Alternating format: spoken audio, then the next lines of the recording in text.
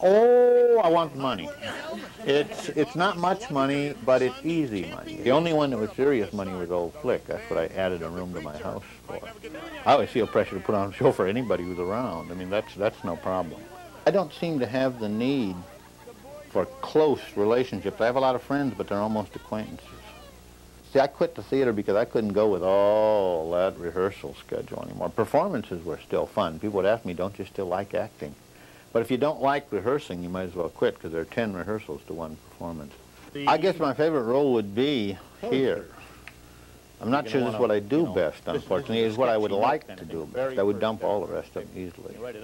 He has a Ph.D. and a quarter-century of teaching experience. He's a bachelor with a reputation of being a free spirit.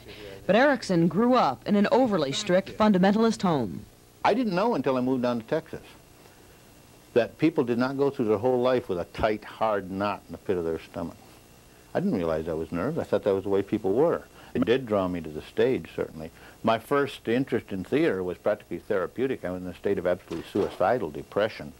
And I discovered that when I was on stage, I had to have my mind on something other than my own problems. It did make me more bookish, and it's probably the reason I went into academic life.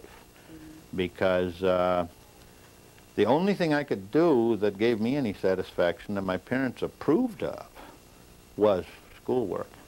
How would you describe yourself? I pride myself on lack of ambition and being satisfied to get a lower position in life, the Thoreau kind of a thing. If there's one thing that you try to teach your students about life, what is it? Find something you're satisfied in doing that you feel is sufficiently useful to satisfy you. If you are contented where you are and somebody else is not contented where he is, you have a right to figure, I made it. He didn't. Even if he's the president of International Oil and you are a ditch digger. If you're happy, you've made it.